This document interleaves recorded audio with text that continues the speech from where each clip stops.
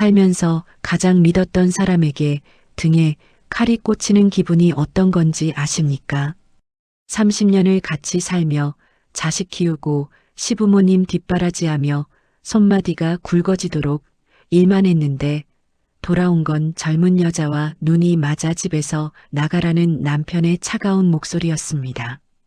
재산을 몽땅 빼돌리고 제 손에 쥐어준 건 충북 산골짜기에 있는 농사도 못 지을 돌밭 50평이 전부였습니다. 남편은 비웃으며 말하더군요. 이거라도 감지덕지하며 평생 흙이나 파먹고 살라고요. 하지만 여러분, 하늘이 무너져도 솟아날 구멍은 있다고 했던가요? 그 쓸모없는 돌밭이 제 인생을 송두리째 바꿔놓을 줄은 꿈에도 몰랐습니다. 안녕하세요, 시청자 여러분. 오늘도 저희 채널을 찾아주셔서 정말 감사합니다. 이야기를 시작하기 전에 구독과 좋아요 한 번씩만 꼭 눌러주세요. 여러분의 응원이 제게는 큰 힘이 됩니다.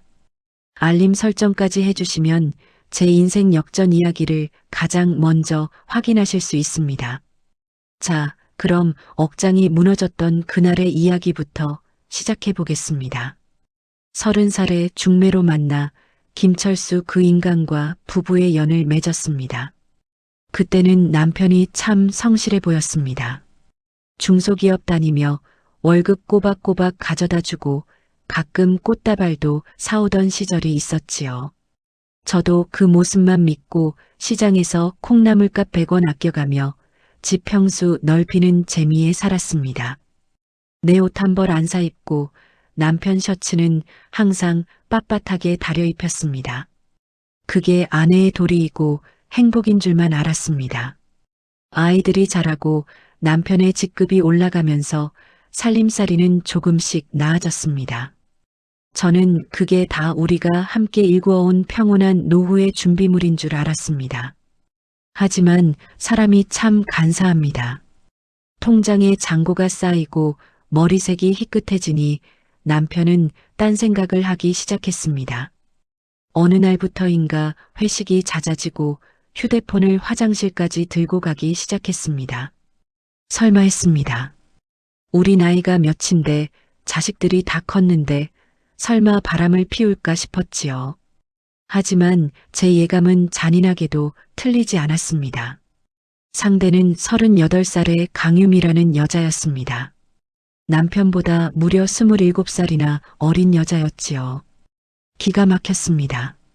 제가 딸처럼 키운 자식보다 겨우 몇 살 많은 여자와 놀아나고 있었던 겁니다. 제가 따져 묻자 남편은 오히려 적반하장으로 나왔습니다. 이제 사랑 없는 껍데기뿐인 부부 생활은 지긋지긋하다며 당당하게 이혼을 요구하더군요. 30년 세월을 헌신한 아내에게 미안하다는 말 한마디 없이 마치 낡은 가방을 내다버리듯 저를 밀어냈습니다. 더 기막힌 건 재산 분할 과정이었습니다. 그 인간은 이미 몇 년 전부터 이 일을 계획한 모양이었습니다. 우리가 같이 살던 아파트 명의를 교묘하게 남동생 이름으로 돌려놓고 예금, 자산은 현금으로 인출해 어디론가 숨겨버렸습니다. 저는 법에 무지했고 남편은 뱀처럼 치밀했습니다. 이혼 도장을 찍어주지 않으면 생활비를 한 푼도 주지 않겠다며 저를 말려 죽일 기세였습니다. 변호사를 찾아갔지만 이미 빼돌린 재산을 찾는 데는 시간이 너무 오래 걸리고 증거가 부족하다는 절망적인 답변만 돌아왔습니다. 남편은 제게 최후 통첩을 보냈습니다. 충북 괴산에 있는 땅 50평을 줄 테니 이걸로 합의하고 끝내자는 것이었습니다. 그 땅은 예전에 남편이 친구에게 사기를 당해 샀던 이른바 맹지였습니다. 길도 없고 전기도 안 들어오고 그저 커다란 돌덩이만 굴러다니는 버려진 땅이었지요. 남편은 비릿한 웃음을 지으며 서류를 내밀었습니다.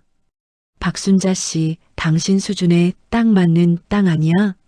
거기 가서 상추나 심어 먹으면서 조용히 늙어 죽어. 그게 내가 당신한테 베푸는 마지막 잡이야. 가슴이 찢어지는 것 같았습니다. 평생을 바친 대가가 고작 길도 없는 돌밭 쉼평이라니요. 딸 지민이가 엄마 그냥 소송하자고 내가 돈 벌어서 도와주겠다고 울며불며 말렸지만 저는 이미 영혼이 다 털린 상태였습니다. 그 인간 얼굴을 1분 1초도 더 보기 싫었습니다. 결국 그 서류에 도장을 찍고 짐을 쌌습니다. 서울 하늘 아래 제가 있을 곳은 없었습니다. 트럭 한 대에 낡은 가구 몇 개와 이불 보따리를 싣고 충북 괴산으로 향했습니다. 차창 밖으로 흐르는 풍경을 보며 얼마나 울었는지 모릅니다. 도착해서 본 제 땅은 사진보다 더 처참했습니다. 이름만 텃밭이지 자풀이 사람 키만큼 자라있고 흙보다 커다란 바위와 돌덩이가 더 많았습니다. 동네 사람들도 저를 이상한 눈으로 쳐다보더군요. 저런 쓸모없는 땅에 웬 여편네가 들어와서 사느냐며 수군거리는 소리가 귀에 꽂혔습니다. 마을 이장님이 저를 보더니 쯧쯧 혀를 찼습니다. 박 여사님, 여기는 물도 안 나오고 전기도 안 들어오는데 여기서 뭘 하려고 그러요? 차라리 읍내 나가서 방 한 칸 얻는 게 낫지 않겠소? 저는 대답 대신 그냥 쓴웃음만 지었습니다. 속으로는 피눈물을 흘리고 있었지요. 남편 김철수 그리고 그 젊은 여자 강유미. 두 사람이 제 뒤통수에 대고 거지처럼 잘 살아봐라며 비웃던 소리가 환청처럼 들려왔습니다. 하지만 저는 포기할 수 없었습니다. 여기서 쓰러지면 정말 그 인간들이 원하는 대로 되는 거니까요. 저는 손톱이 깨지고 손바닥에 피멍이 들도록 그 돌밭을 일구기 시작했습니다. 돌 하나를 드러낼 때마다 남편의 얼굴을 떠올렸고 억센 잡초를 뽑을 때마다 제 가슴 속에 울분을 씹어 삼켰습니다. 그래, 내가 여기서 상추 하나라도 키워내서 보란 듯이 살아남겠다는 오기가 생겼습니다. 그렇게 한 달이 지나고 2달이 지났습니다. 매일 아침 해가 뜨기도 전에 밭으로 나가 호미질을 했습니다. 이장님은 제가 안쓰러웠는지 가끔 고구마나 감자를 가져다 주며 위로해줬습니다. 박 여사, 너무 무리하지 말어. 이 땅은 원래 돌이 많아서 농사가 안 돼. 그냥 소일거리 삼아 조금만 해. 이장님의 말대로 그 땅은 정말 척박했습니다. 호미질을 할 때마다 깡깡 소리를 내며 커다란 돌덩이들이 걸려 나왔지요. 그럴 때마다 저는 하늘을 보며 원망했습니다. 하늘도 무심하시지. 평생 성실하게 산 사람한테 왜 이런 시련을 주시나요? 싶었습니다. 내가 평생 바친 세월이 이 길가에 구르는 돌덩이만도 못한 가치일까 싶어 밤마다 텃밭에 앉아 달을 보며 목 놓아 울었습니다. 찬바람이 불어오는 밤이면 외로움과 서러움이 파도처럼 밀려왔습니다. 그런데 여러분, 정말 신기한 일이 벌어지기 시작했습니다. 돌밭을 일구면 일굴수록 땅속 깊은 곳에서 평범한 돌들과는 전혀 다른 돌들이 나오기 시작한 겁니다. 흙을 털어내면 검은 빛을 내면서도 은하수처럼 반짝이는 점들이 박힌 돌들이었습니다. 처음에는 그저 예쁜 수석인 줄 알았습니다. 하지만 그것이 제 인생을 구원할, 아니 세상을 발칵 뒤집어 놓을 하늘의 보물이라는 사실을 그때는 상상조차 하지 못했습니다. 비참하게 쫓겨나 버려진 맹지에서 시작된 제 제2의 인생. 과연 이 검은 돌덩이들이 저를 어디로 안내할까요?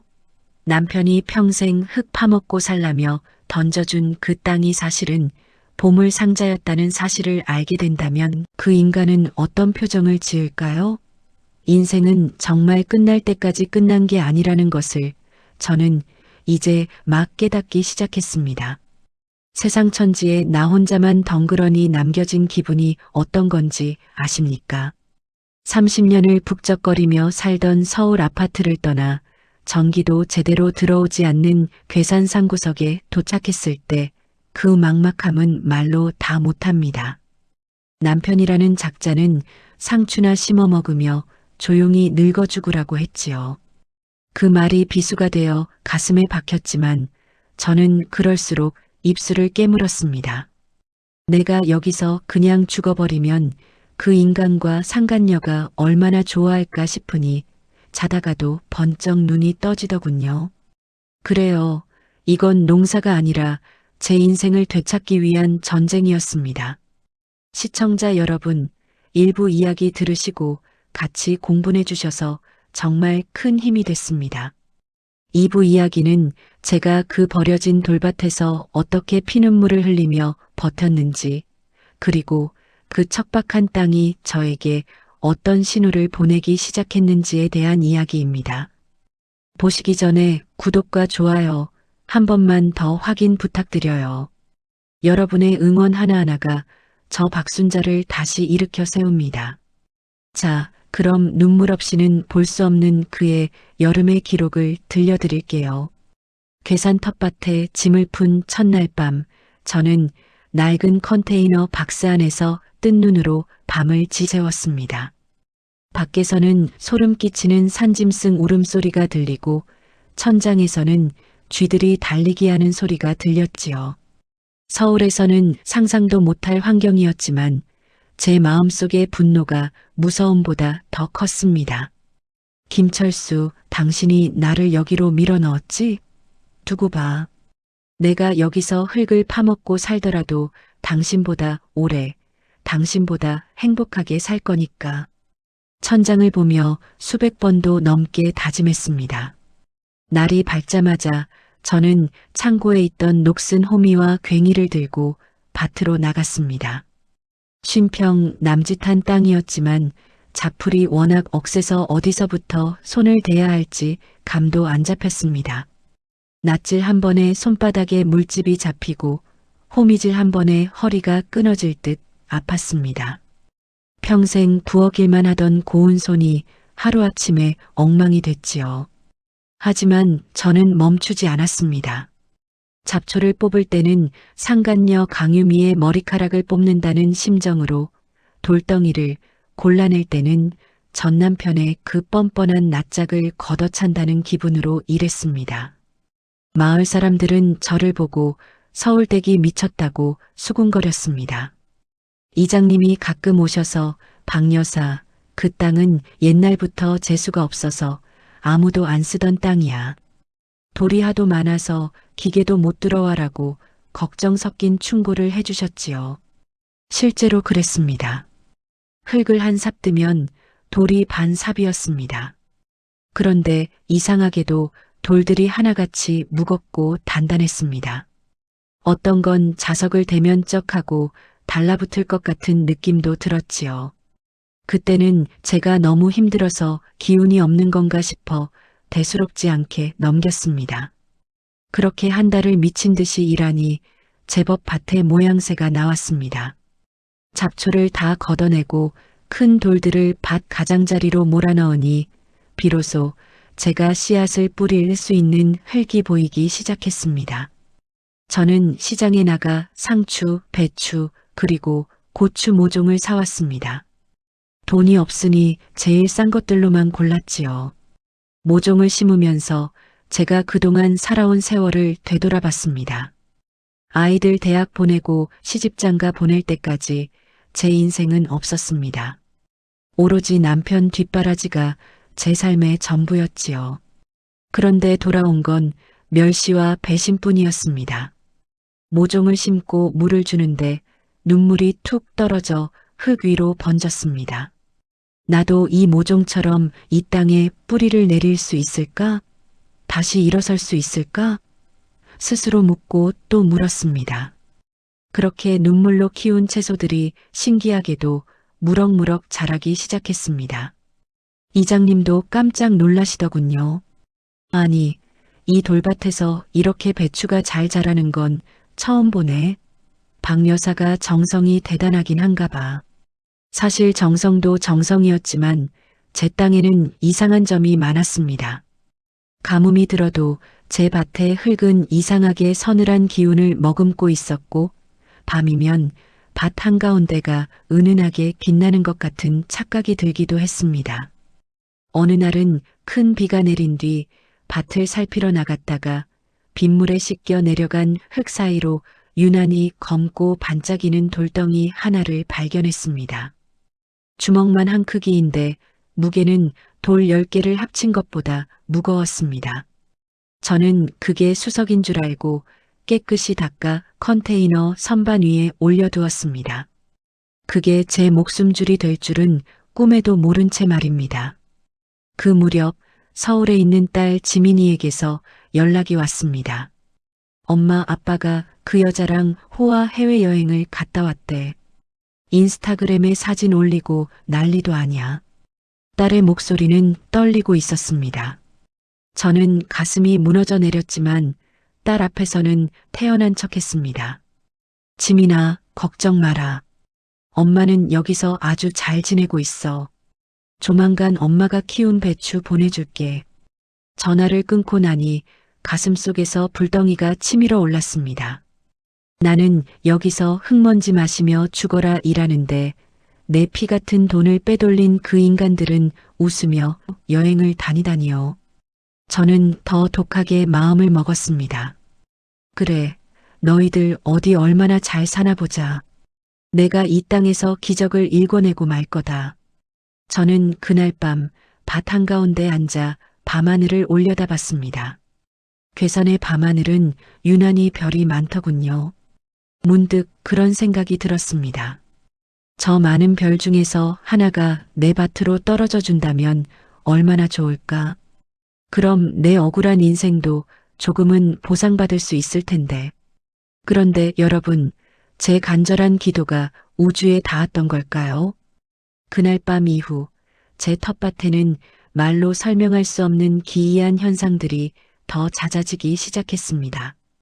밭에만 들어가면 몸의 통증이 사라지고 기운이 펄펄 났습니다.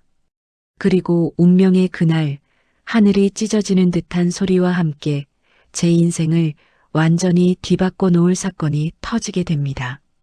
남편이 쓰레기라며 던져준 그 땅이 전 세계가 주목하는 보물 창고로 변하는 순간이 다가오고 있었던 겁니다.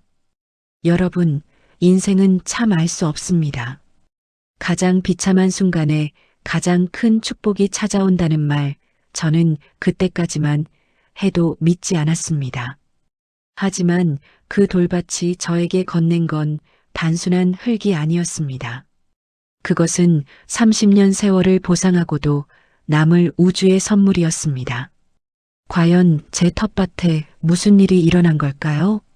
사람이 죽으라는 법은 없는지 아니면 하늘이 제 피눈물을 보신 건지 그날 밤의 일은 지금 생각해도 몸서리가 쳐집니다. 괴산 산골짜기의 밤은 서울과는 비교도 할 수 없을 만큼 깊고 어둡습니다. 전기도 잘 들어오지 않는 컨테이너 안에서 촛불 하나 켜놓고 하루 종일 돌을 골라내느라 퉁퉁 부은 다리를 주무르며 앉아 있었습니다. 몸은 부서질 듯 아픈데 잠은 오지 않더군요. 전 남편 김철수가 그 젊은 여자와 웃으며 고급 레스토랑에서 와인을 마시고 있을 생각을 하니 자다가도 가슴이 답답해져 밭으로 나갔습니다. 여름밤이었지만 산속이라 그런지 공기가 제법 차가웠습니다. 밭 한가운데 서서 밤하늘을 올려다봤습니다. 억울한 제 마음을 아는지 모르는지 별들은 무심하게도 반짝이고 있더군요. 하늘님, 제가 무슨 죄를 그렇게 지었길래 60 넘은 나이에 이런 돌밭에서 혼자 울어야 합니까? 하며 소리 없는 외침을 내뱉었습니다. 그런데 갑자기 저 멀리 하늘 끝에서 이상한 빗줄기가 보이기 시작했습니다. 처음에는 비행기인가 싶었지만 그것과는 비교도 할 수 없을 만큼 빠르고 거대한 불덩어리였습니다. 그 불덩어리는 순식간에 밤하늘을 가로지르더니 제가 서 있는 텃밭 쪽으로 무서운 속도로 돌진해 왔습니다. 영화에서나 보던 광경이 눈앞에서 펼쳐지는데 너무 놀라 비명조차 나오지 않았습니다. 눈을 감을 새도 없이 엄청난 굉음이 들렸습니다. 콱광하는 소리가 마치 산 전체가 무너져 내리는 것 같았지요. 발밑에 땅이 요동치고 강한 바람이 제 몸을 뒤흔들었습니다. 저는 그대로 밭바닥에 주저앉아 머리를 감싸쥐었습니다. 세상에, 이제는 하늘에서 불벼락까지 떨어지는구나. 나보고 여기서 죽으라는 소리인가 보다 싶어 눈물이 핑 돌았습니다. 한참을 그렇게 엎드려 있었을까요? 주변이 다시 고요해졌지만 코끝에는 무언가 타는 듯한 매캐한 냄새가 진동했습니다. 조심스럽게 고개를 들어보니 제가 애지중지 심어놓았던 배추밭 한가운데서 연기가 모락모락 피어오르고 있었습니다. 다리가 후들거려 겨우 지팡이를 짚고 그곳으로 다가갔습니다. 가까이 갈수록 열기가 느껴졌습니다. 밭 한가운데가 마치 거대한 포탄이라도 맞은 것처럼 움푹 파여 있었습니다. 그 구덩이 안을 들여다본 순간 저는 제 눈을 의심했습니다. 구덩이 깊숙한 곳에 웬 검은 돌덩이 하나가 박혀 있었는데 그 주변 흙들이 빨갛게 달아올라 있더군요. 돌 자체가 마치 살아있는 생물처럼 은은한 열기를 뿜어내고 있었습니다. 이게 대체 뭐지? 하늘에서 돌이 떨어지다니. 저는 무서운 생각에 뒤로 주춤 물러섰습니다. 동네 사람들한테 알려야 하나 싶었지만 야심한 밤에 아무도 제 목소리를 들어줄 리 없었습니다. 저는 밤새 밭 근처를 서성이며 그 구덩이를 지켜봤습니다. 다음 날 아침 해가 뜨자마자 이장님이 헐떡이며 제 밭으로 달려오셨습니다. 박 여사, 어젯밤에 괜찮았소? 마을 사람들 다 자다가 깨서 난리가 났어. 하늘에서 큰 불덩이가 이쪽으로 떨어졌다고 하던데. 이장님은 제 밭에 파인 구덩이를 보더니 입을 다물지 못했습니다. 아이고, 이게 뭐야? 배추밭이 다 타버렸네. 세상에 진짜로 별똥별이 떨어진 거요? 이장님의 목소리에 동네 사람들도 하나둘 모여들기 시작했습니다. 사람들은 구덩이 속에 박힌 검은 돌을 보며 수군거렸습니다. 아이고, 박 여사 재수도 없지. 안 그래도 힘든데 밭에 웬 날벼락이래. 저 돌덩이 때문에 농사 다 망쳤네. 저걸 어떻게 치운담. 사람들은 저를 동정하는 척하면서도 한편으로는 신기한 구경거리가 났다는 듯 눈을 반짝였습니다. 저 역시 속이 타들어갔습니다. 30년 세월 보상도 못 받고 쫓겨나 겨우 일궈놓은 배추밭이었습니다. 그 배추라도 팔아서 겨울을 날 계획이었는데 하늘에서 떨어진 돌덩이 하나가 제 마지막 희망을 짓밟은 것 같아 원망스러웠습니다. 하지만 이장님은 생각이 좀 다르셨던 모양입니다. 돌을 한참 들여다보시더니 무언가 결심한 듯 말씀하셨습니다. 박 여사, 내가 예전에 텔레비전에서 봤는데 이런 돌이 보통 돌이 아닐 수도 있대. 우주에서 온 운석이라는 건데 그게 엄청나게 비싸다는 소문이 있더라고. 그 말에 주변 사람들이 웃음을 터뜨렸습니다. 아이고 이장님, 꿈도 야무지셔. 저런 시커먼 돌덩이가 돈이 되면 길거리 돌들은 다 황금이게. 사람들의 비웃음에도 이장님은 단호했습니다. 일단 전문가한테 연락부터 해보자며 제 손을 이끌었습니다. 저는 반신반의했습니다. 내 팔자에 무슨 횡재가 있겠나 싶었지요. 그저 저 돌덩이를 빨리 치우고 배추 농사를 다시 짓고 싶은 마음뿐이었습니다.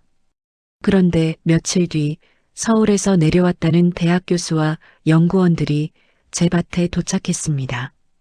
그들은 커다란 가방에서 신기한 장비들을 꺼내더니 구덩이 주변을 샅샅이 조사하기 시작했습니다. 돋보기 같은 걸로 돌을 들여다보고 이상한 기계를 갖다 대니 삐삐 소리가 났습니다. 교수라는 분의 얼굴이 점점 상기되더니 급기야 손을 떨기 시작했습니다. 이럴 수가. 이건 단순한 운석이 아닙니다. 성분을 분석해봐야겠지만 육안으로 보기에는 극히 희귀한 화성 기원 운석일 가능성이 큽니다. 그 교수의 외침에 밭을 구경하던 동네 사람들이 조용해졌습니다. 교수님, 그게 무슨 소립니까?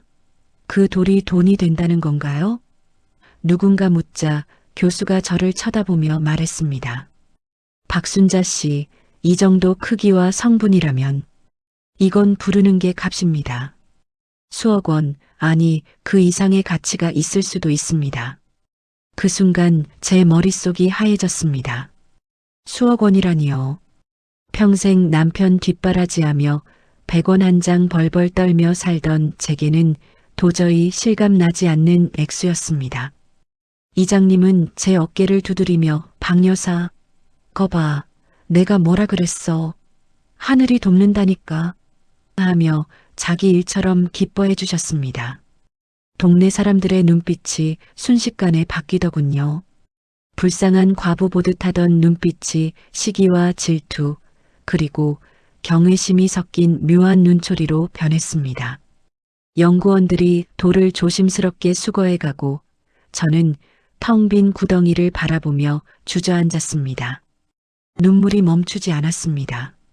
남편 김철수가 흙이나 파먹고 죽으라며 던져준 이 쓸모없는 땅이 사실은 제 인생을 통째로 보상해 주려고 저를 기다리고 있었다는 생각이 들었습니다.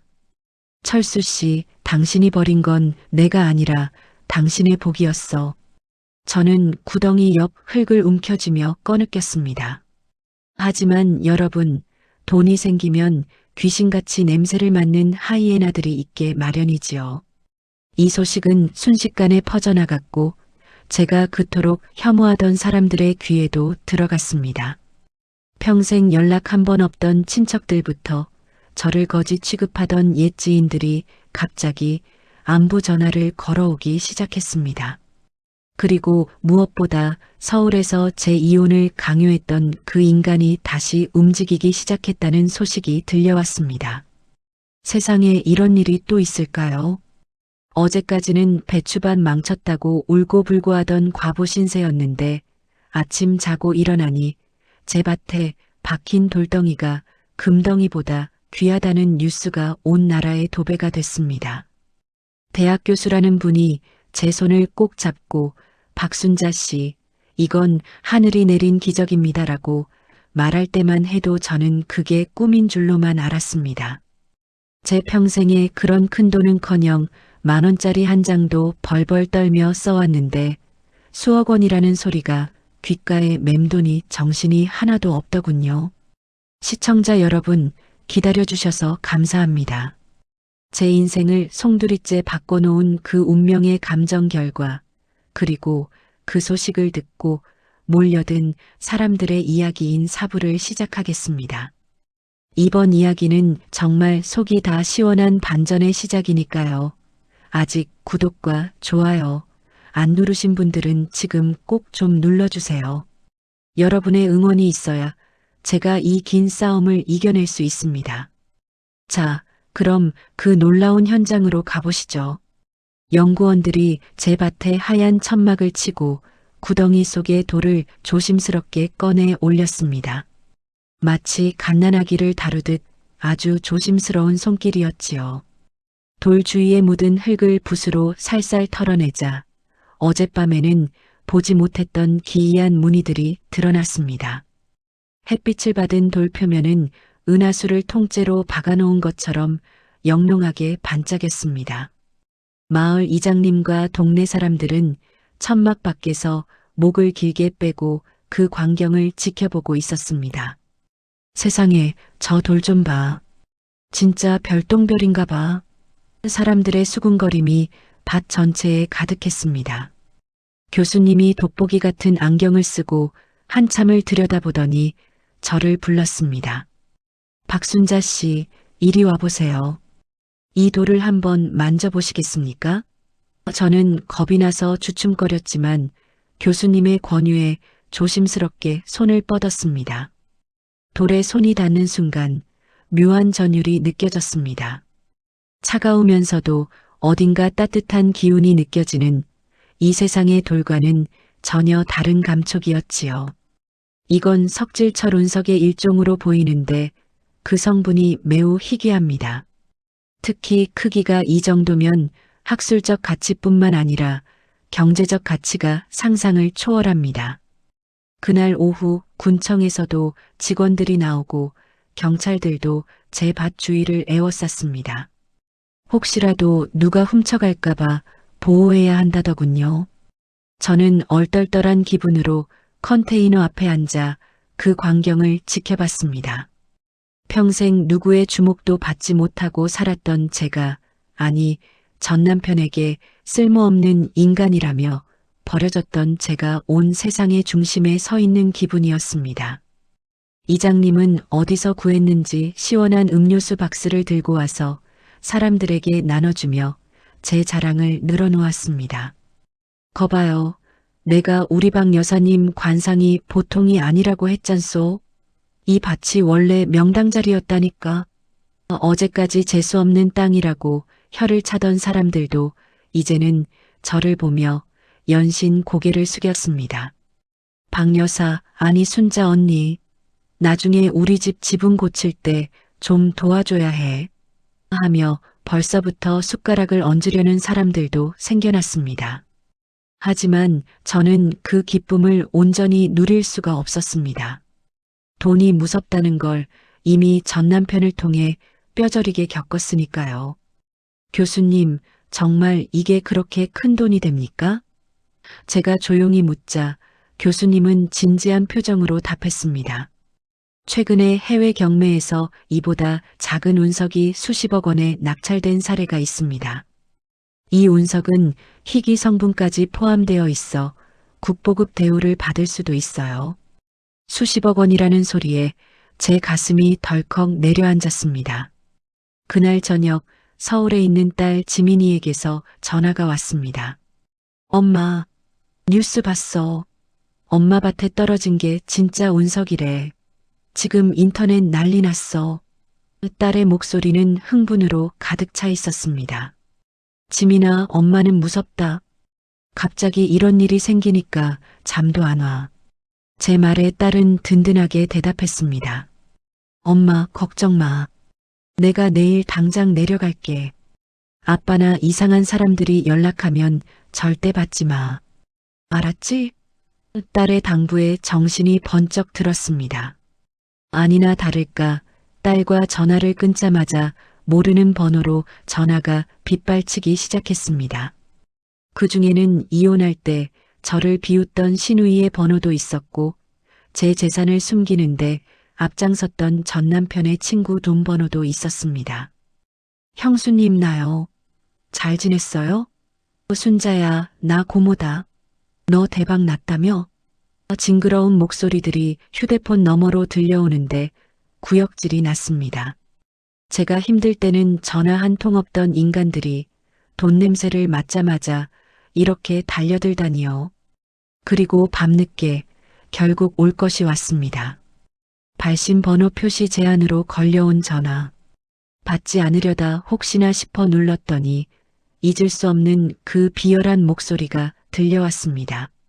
여보, 나야. 철수. 전 남편 김철수였습니다.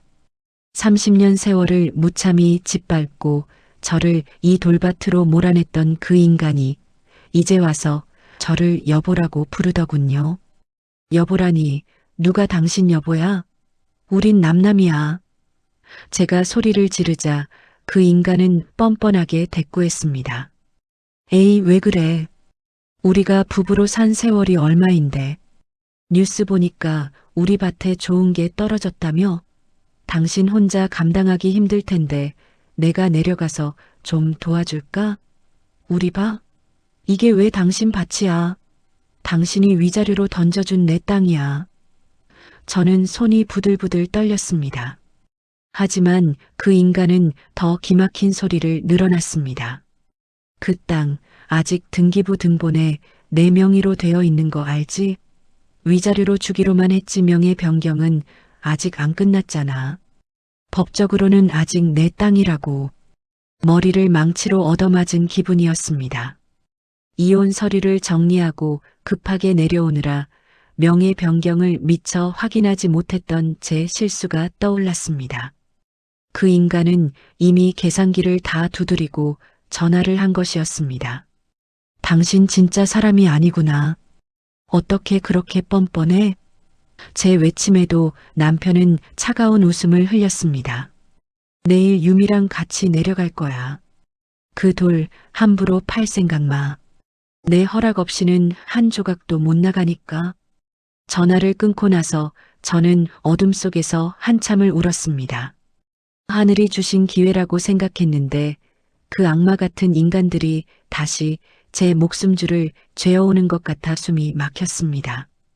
하지만 예전의 박순자가 아니었습니다. 저는 밭에 놓인 검은 운석을 바라보며 결심했습니다. 절대로 뺏기지 않아. 당신들이 나를 버렸을 때 나는 이미 죽었어. 이제는 내 땅과 내 권리를 지키기 위해 무슨 짓이든 할 거야. 밤하늘의 운석은 여전히 차갑고도 아름답게 빛나고 있었습니다. 마치 제게 힘내라고 응원해주는 것처럼요. 이제 진짜 전쟁이 시작되려 하고 있었습니다. 전 남편 김철수의 전화를 받고 밤새 한숨도 자지 못했습니다. 새벽 안개가 자욱한 괴산 텃밭은 평소라면 고요하고 평화로웠겠지만 그날은 폭풍전야처럼 무겁고 차가웠습니다. 그 땅이 아직 내 명이다라고 내뱉던 그 비열한 목소리가 귓가에 쟁쟁했습니다. 30년을 함께 살며 자식 키우고 살림 일궈온 아내를 헌신짝처럼 버린 때는 언제고 이제 와서 돈 냄새를 맡자마자 제 땅을 자기 것이라 우기는 그 인간의 뻔뻔함에 치가 떨렸습니다. 아침 9시가 조금 넘었을까요? 마을 입구에서부터 요란한 경적 소리가 들리더니 번쩍거리는 외제차 한 대가 제 텃밭 앞까지 거칠게 들어왔습니다. 차 문이 열리고 내린 사람은 다름 아닌 전 남편 김철수와 그의 내연녀 강유미였습니다. 강유미는 이 시골 흙바닥에 어울리지도 않는 높은 하이힐을 신고 명품 가방을 어깨에 메고는 코를 극극거리며 내렸습니다. 어머, 철수 씨, 여기가 그 땅이야? 무슨 냄새가 이렇게 나? 강유미의 여우 같은 목소리에 제 속은 이미 뒤집어질 대로 뒤집어졌습니다. 김철수는 선글라스를 멋들어지게 쓰고는 제 앞에 다가와 팔짱을 꼈습니다. 어이, 박순자 씨, 고생이 많네. 뉴스 보니까 아주 난리가 났던데 몸은 좀 어때? 혼자서 이런 데 사느라 수척해졌구먼. 위로하는 척 건네는 그 말이 얼마나 가식적인지 저는 대답 대신 손에 든 호미를 꽉 쥐었습니다. 여기가 어디라고 나타나? 당장 내 땅에서 나가. 제 외침에도 김철수는 눈 하나 깜빡하지 않았습니다. 오히려 밭 주변을 둘러보며 내 땅? 박순자 씨, 착각하지 마. 서류상으로 여전히 이 땅 주인은 나야. 이혼할 때 위자료로 준다고 서명만 했지. 명예 이전 안 했잖아. 그럼 법적으로는 여전히 내 재산이지. 옆에 있던 강유미가 맞장구를 쳤습니다. 아줌마, 법은 법이죠. 우리가 오늘 온 건 이 땅에 떨어진 그 돌덩이, 그거 우리한테 넘기라고 온 거예요. 원래 땅 주인이 그 주인인 거 모르세요? 아줌마는 그냥 여기서 농사나 지으면서 살면 되는 거고 큰 돈은 우리 철수 씨가 관리해 줄 테니까 걱정 마시고.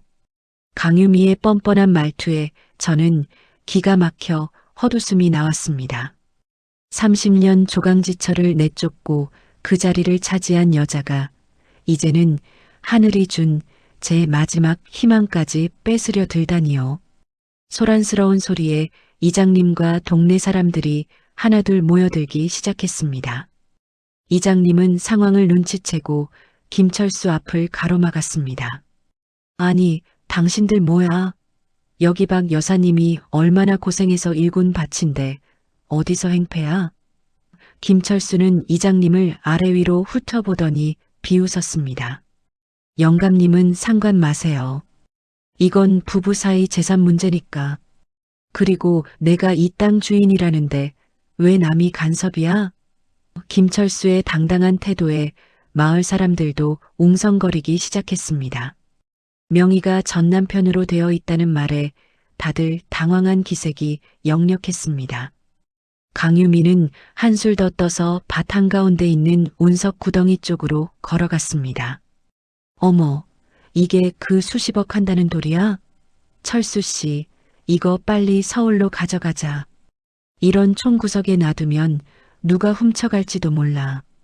강유미가 구덩이 안을 들여다보며 손을 뻗으려 할 때 저는 참지 못하고 달려갔습니다. 손대지 마. 죽어도 못 줘. 이건 하늘이 나한테 준 거야. 너희 같은 악마들한테 줄 수 없어.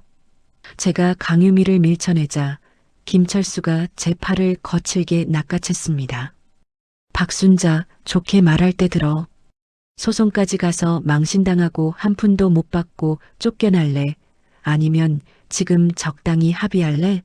내가 당신 생각해서 특별히 위로금은 더 챙겨줄게. 그러니까 이 땅 포기하고 그 돌 넘겨. 김철수의 눈에는 오로지 탐욕만이 가득했습니다. 한때 제가 사랑했던 남자의 눈빛이라고는 믿기지 않을 만큼 차갑고 더러웠습니다.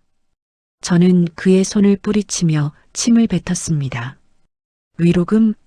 당신 그 더러운 돈 필요 없어. 법? 그래, 법대로 해보자고. 내가 죽는 한이 있어도 당신들 뜻대로는 안 될 거야. 그때였습니다.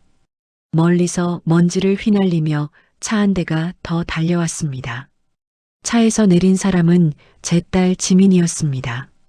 지민이는 변호사 사무실 사무장으로 일하며 제 이혼 과정을 지켜봤던 든든한 조력자였습니다. 지민이는 내리자마자 김철수와 강유미 앞을 가로막았습니다. 아빠, 지금 여기서 뭐 하시는 거예요? 창피하지도 않으세요? 지민이의 서늘한 목소리에 김철수가 주춤했습니다. 지민아, 너는 빠져라. 이건 엄마랑 나 사이의 권리 문제야. 지민이는 코방귀를 뀌며 서류 가방에서 종이 몇 장을 꺼냈습니다. 권리요? 아빠가 이혼 재산 분할 때 숨겼던 해외 비자금 계좌, 그거 제가 다 찾았어요. 그리고 이 땅 아빠가 위자료로 넘겨주겠다고 공증까지 섰던 서류 여기 다 있고요. 명예 이전 안 한 건 명백한 계약 위반이자 사기예요. 어디 법대로 해볼까요? 지민이의 당당한 태도에 강유미의 얼굴이 하얗게 질렸습니다. 김철수 역시 당황한 듯 입술을 파르르 떨었습니다. 너 이 자식이 아빠한테 어떻게 이럴 수 있어. 김철수가 소리를 질렀지만 지민이는 눈 하나 깜빡하지 않았습니다. 아빠가 엄마를 버렸을 때 아빠 자격은 이미 버리신 거예요. 당장 여기서 안 나가면 주거침입이랑 협박으로 경찰 부를게요.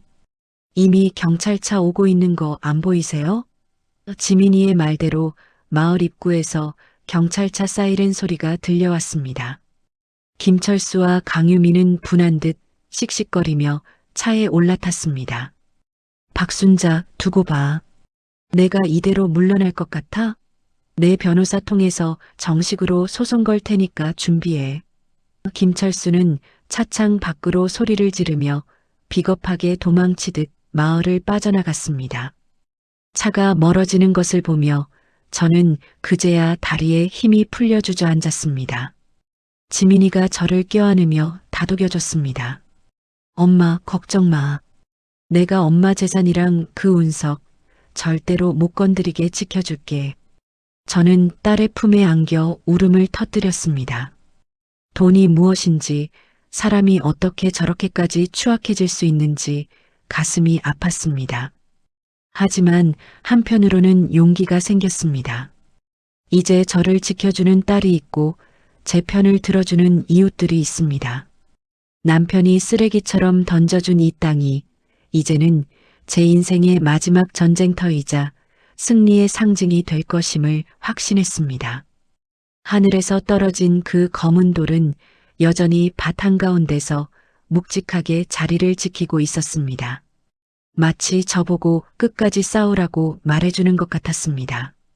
전 남편 김철수와 그 옆에 강유미가 돌아간 뒤로 며칠은 폭풍전야 같았습니다.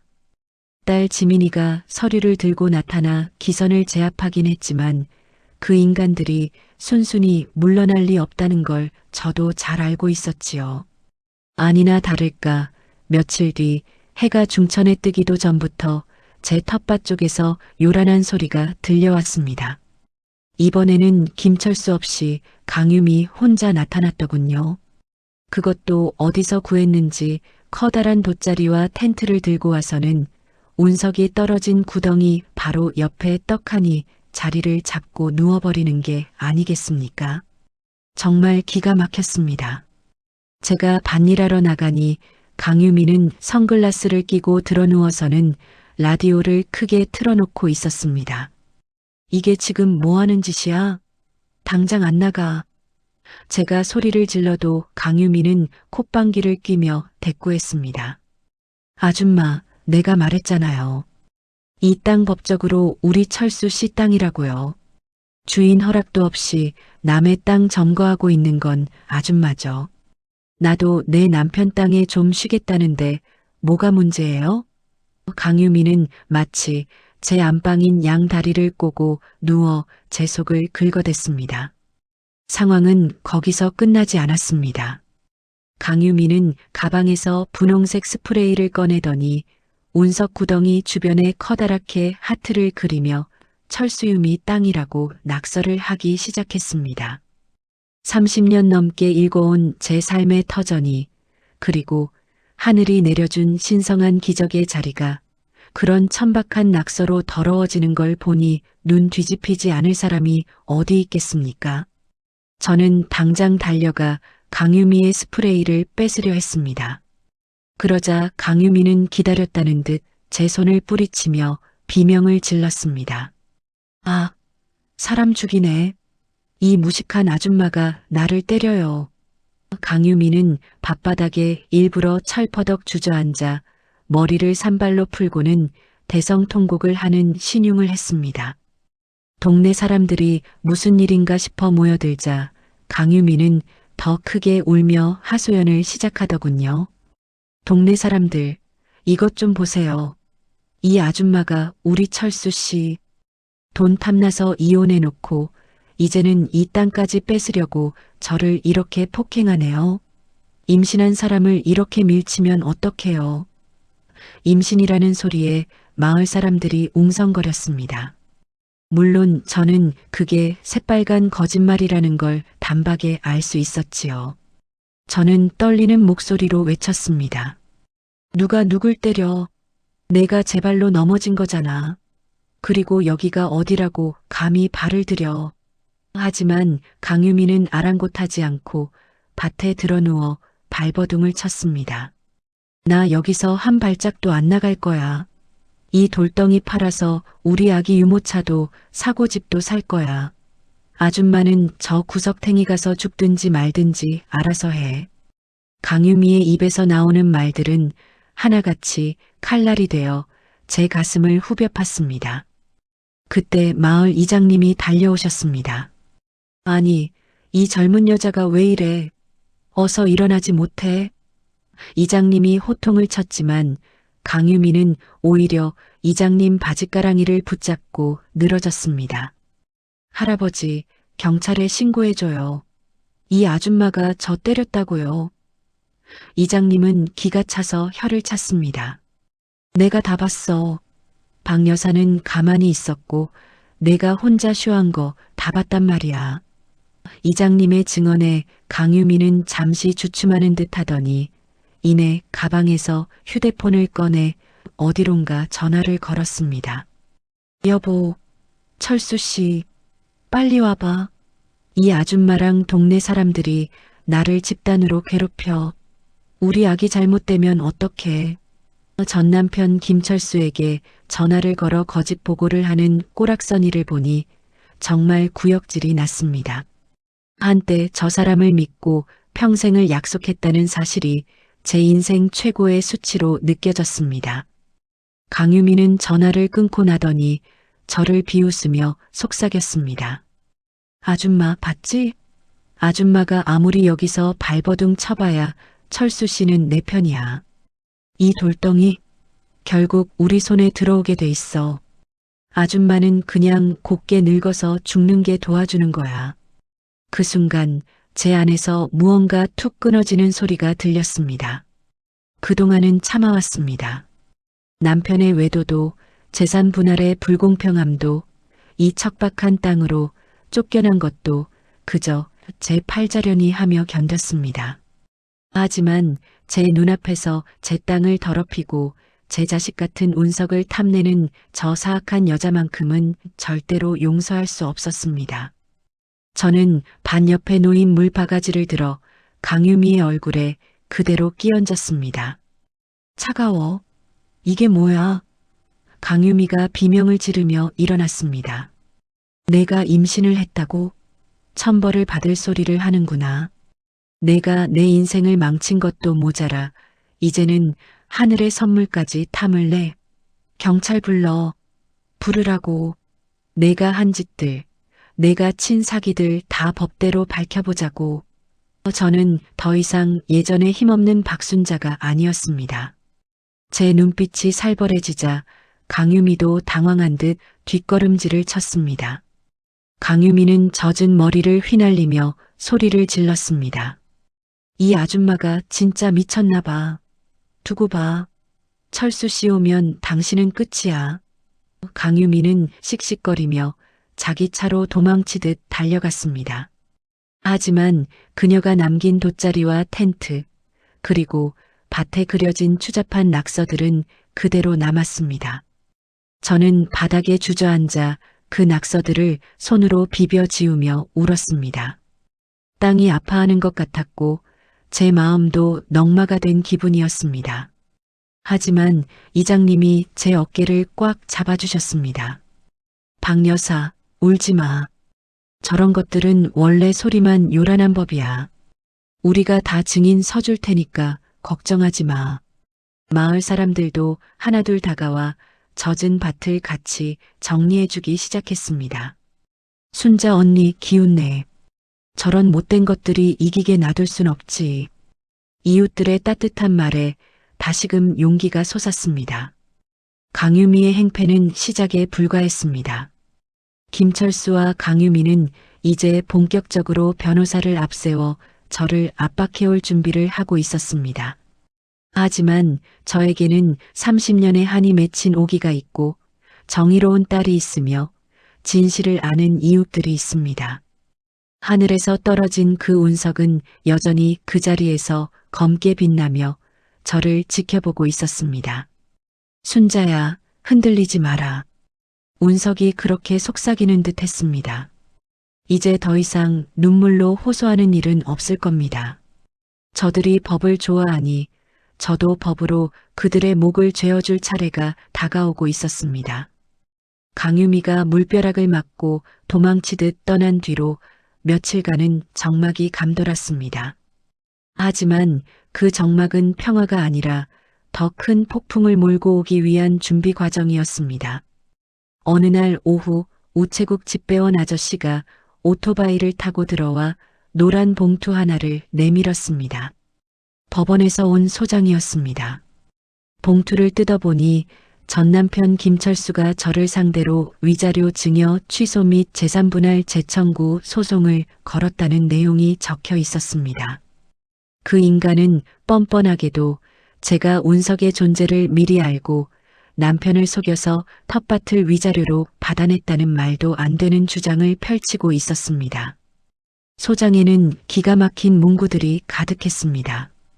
제가 이혼 전부터 지질학자들과 내통하며 운석이 떨어질 자리를 미리 파악했다는 소설 같은 이야기부터 남편이 심신미약 상태일 때 억지로 도장을 찍게 했다는 거짓말까지 적혀 있었습니다. 30년을 같이 산 사람의 입에서 나온 것이라고는 믿기지 않는 추악한 음해였습니다. 저는 떨리는 손으로 소장을 꽉 쥐었습니다. 세상에 어떻게 이런 인간이 다 있을까? 하늘에서 떨어진 운석을 내가 무슨 수로 미리 안단 말이냐? 억울함에 가슴이 터질 것 같았지만 이번에는 예전처럼 앉아서 울기만 하지 않았습니다. 딸 지민이가 소식을 듣고 주말에 다시 괴산으로 내려왔습니다. 지민이는 소장을 꼼꼼히 읽어보더니 코방귀를 뀌었습니다. 엄마, 걱정하지 마. 아빠가 자기 꾀에 자기가 넘어간 거야. 운석이 떨어진 날짜랑 전문가들이 감정한 시점을 비교해보면 아빠 주장이 얼마나 터무니없는지 금방 밝혀져. 무엇보다 아빠가 이혼할 때 재산을 은닉했다는 증거들을 내가 이미 확보해뒀어. 지민이의 목소리는 단호했고 눈빛은 매서웠습니다. 제 딸이지만 참으로 든든했습니다. 지민이는 제가 이 돌밭을 일구며 고생했던 사진들, 그리고 마을 사람들의 증언을 하나하나 수집하기 시작했습니다. 그 무렵 마을 이장님을 통해 이상한 소문이 들려왔습니다. 김철수가 변호사를 대동하고 군청과 국립중앙과학관 등에 민원을 넣고 다닌다는 것이었습니다. 운석이 발견된 땅의 소유권이 아직 명확하지 않으니 운석을 국가에서 환수하거나 아니면 현 소유주인 자신에게 관리권을 줘야 한다는 주장이었습니다. 돈에 눈이 멀어도 유분수지, 자기가 버린 마누라가 죽을 고비를 넘기며 지켜낸 텃밭을 통째로 삼키려는 그 인간의 탐욕은 끝이 없었습니다. 강유미 역시 가만히 있지 않았습니다. 그녀는 자신의 SNS에 억울하게 땅을 뺏긴 부부의 사연이라며 가짜 뉴스 같은 글들을 올리기 시작했습니다. 제가 돈 많은 교수를 꼬셔다가 남편을 속이고 운석을 가로챘다는 식으로 소문을 퍼뜨렸습니다. 시골 마을에도 그 소문이 퍼졌는지 가끔 낯선 사람들이 텃밭 근처를 서성이며 저를 손가락질하기도 했습니다. 저 여자가 그 유명한 운석 할매래? 남편 속여서 땅 받았다며? 이런 소리를 들을 때마다 피가 거꾸로 솟는 기분이었지만 지민이는 저를 다독였습니다. 엄마, 저들이 흔드는 대로 흔들리면 지는 거야. 법정에서 진실을 밝히면 저들은 무고죄로 감옥에 갈 수도 있어. 첫 번째 재판 날이 다가왔습니다. 저는 생전 처음 가보는 법정 앞에서 심호흡을 했습니다. 저 멀리서 김철수와 강유미가 세련된 정장을 빼입고 나타났습니다. 김철수는 저와 눈이 마주치자 비릿한 웃음을 지으며 다가왔습니다. 순자 씨, 지금이라도 늦지 않았어. 운석 팔아서 반으로 나누자고. 안 그러면 당신 이 재판 비용 감당 못할 텐데? 김철수의 협박에 저는 당당하게 대꾸했습니다.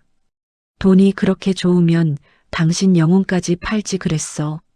나는 이제 당신 같은 인간 안 무서워. 우리 딸이랑 끝까지 갈 거야. 강유미는 제 옆에서 어머, 아줌마가 욕심이 너무 많으시네. 노년에 그 돈 다 어디다 쓰려고 그래요? 라며 비아냥거렸습니다. 재판이 시작되자 김철수 측 변호사는 현란한 말솜씨로 저를 몰아세웠습니다. 제가 이혼 전부터 지질 조사를 했다는 근거 없는 정황들을 제시하며 이혼 합의 자체가 사기에 의한 것이라고 주장했습니다. 판사님도 잠시 생각에 잠긴 듯 보였습니다. 하지만 제 차례가 되자 지민이가 고용한 변호사와 지민이가 준비한 자료들이 빛을 발했습니다. 지민이는 제가 텃밭에 내려와 찍었던 일기장 같은 사진들을 제출했습니다. 잡초가 무성하고 돌더미 가득했던 밭을 제가 피눈물 흘리며 일구던 모습, 물집 잡힌 손, 그리고 운석이 떨어진 날 마을 전체가 정전되었던 기록들까지 완벽하게 정리되어 있었습니다. 특히 지민이는 결정적인 증거를 하나 더 내놓았습니다. 김철수가 이혼 전 지인에게 보낸 문자 메시지 내용이었습니다. 거기에는 박순자한테는 쓸모없는 괴산 땅이나 던져주고 빨리 정리한 다음에 우리끼리 아파트랑 상가 챙겨서 잘 살자라는 내용이 고스란히 적혀 있었습니다. 김철수의 얼굴이 순식간에 흑빛으로 변했습니다. 강유미는 옆에서 어쩔 줄 몰라 하며 김철수의 팔을 꼬집었습니다. 판사님은 김철수 측에 이 메시지에 대해 설명할 수 있습니까? 라고 물었고 김철수는 입만 뻥긋거릴 뿐 아무 대답도 하지 못했습니다. 그날 재판은 저희 쪽의 완승 분위기로 끝났습니다. 법정을 나오는데 김철수가 제 앞길을 막아섰습니다. 박순자, 너 진짜 이럴 거야? 지민이 너도. 내가 어떻게 내 아빠한테 이래. 김철수의 고함에 지민이가 차갑게 말했습니다. 아빠, 이건 시작에 불과해요. 아빠가 재산 빼돌린 거, 증여세 탄로한 거, 그리고 상간녀랑 같이 엄마 협박한 것까지 다 형사고소 들어갈 거예요. 감옥 갈 준비나 하세요. 지민이의 경고에 강유미는 사르르 주저앉았습니다. 저는 그 광경을 보며 가슴속에 맺혀있던 응어리가 조금은 풀리는 기분을 느꼈습니다. 법은 가진 자들의 편인 줄만 알았는데 진실을 밝히기 위해 노력하니 제 편이 되어주고 있었습니다. 괴산으로 돌아오는 길, 지민이는 제 손을 꼭 잡아주었습니다. 엄마, 이제 거의 다 왔어. 운석은 하늘이 엄마 고생했다고 주신 선물이니까 누구한테도 뺏기지 말고 엄마 멋대로 써. 저는 딸의 어깨에 고개를 기댔습니다. 텃밭 위로 지는 노을이 그날따라 참으로 따스했습니다. 아직 싸움은 완전히 끝나지 않았지만 저는 이제 승리를 확신하고 있었습니다. 길고 길었던 법정 싸움이 드디어 끝났습니다.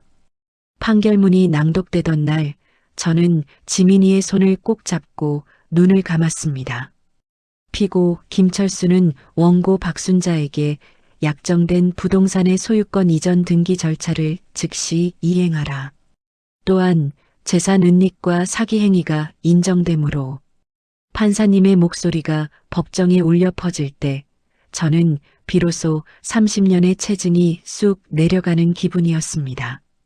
김철수는 얼굴이 불그락푸르락해져서 씩씩거렸고 옆에 있던 강유미는 명품 가방을 든 채 멍하니 허공만 바라보더군요. 시청자 여러분, 드디어 박순자의 파란만장한 이야기가 마지막 장에 다다랐습니다. 이름조차 생소했던 괴산의 돌밭이 어떻게 제 인생의 화려한 꽃밭이 되었는지 그 마지막 기적 같은 이야기를 들려드릴게요. 마지막까지 함께 해주시고 구독과 좋아요로 제 새로운 출발을 축하해 주세요. 여러분의 응원이 없었다면 저도 여기까지 오지 못했을 겁니다. 재판에서 승소한 뒤 저는 정식으로 텃밭의 주인이 되었습니다.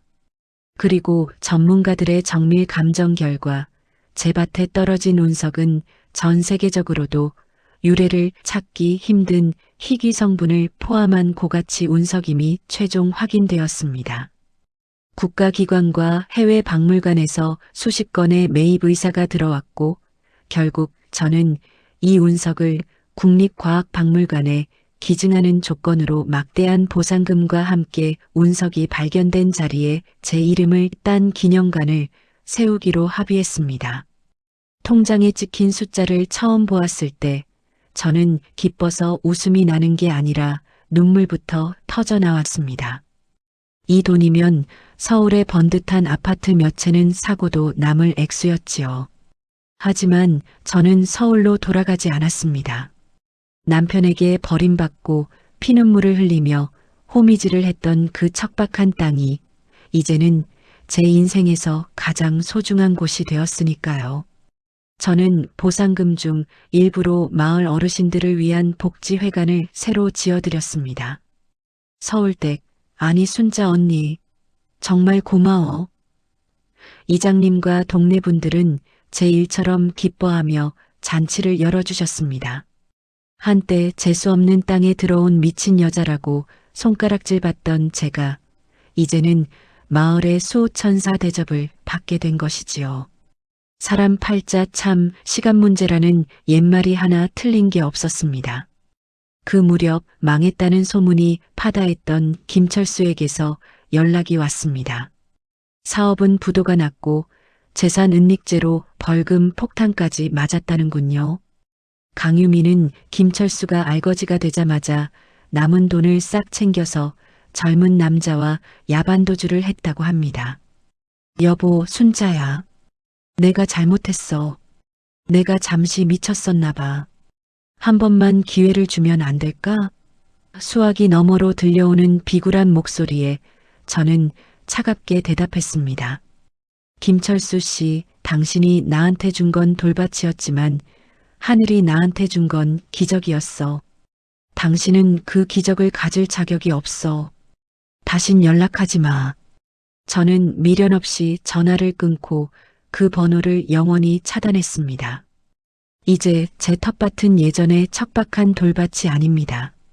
잡초가 무성하던 자리에는 예쁜 꽃들이 피어났고 운석이 떨어진 자리에는 작지만 아름다운 기념관이 들어섰습니다. 저는 그 옆에 아담한 전원주택을 짓고 딸 지민이와 함께 살고 있습니다. 지민이도 이제는 힘든 로펌 일을 그만두고 저와 함께 마을 아이들을 위한 작은 공부방을 운영하며 평화로운 나날을 보내고 있습니다. 어느덧 다시 여름이 찾아왔습니다. 저는 해질녘 텃밭 의자에 앉아 시원한 수박 한 조각을 베어 물며 밤하늘을 올려다봅니다. 가끔 사람들은 제게 묻습니다. 그 큰 돈을 벌었으니 이제 편하게 세계 여행이나 다니지 그러세요? 그럼 저는 웃으며 대답합니다. 내 인생의 가장 큰 여행은 이미 이 텃밭에서 다 했습니다. 이제는 이 흙냄새, 이 바람소리가 제 세상에서 가장 비싼 보물입니다. 하늘에서 떨어진 운석은 제게 불을 가져다 주었지만 사실 그것보다 더 큰 선물은 제 자신을 되찾게 해준 용기였습니다. 버려진 땅에서 꽃을 피워낼 수 있다는 믿음, 그리고 진실은 반드시 승리한다는 확신 말입니다. 이제 저는 더 이상 누군가의 아내나 누군가의 뒷바라지를 하는 박순자가 아닙니다. 제 인생의 당당한 주인, 박순자로 살아가고 있습니다. 제 이야기를 들어주신 여러분, 혹시 지금 인생의 돌밭에 서 계신가요? 앞이 보이지 않고 발밑에 돌멩이만 가득하다고 절망하지 마세요. 그 돌밭 아래에 어떤 우주의 선물이 숨겨져 있을지 아무도 모르는 법이니까요. 묵묵히 잡초를 뽑고 돌을 골라내다 보면 어느 날 여러분의 머리 위로도 기적 같은 별똥별이 떨어질지 모릅니다. 저 박순자가 끝까지 응원하겠습니다. 제 긴 이야기를 함께 해주셔서 진심으로 감사합니다.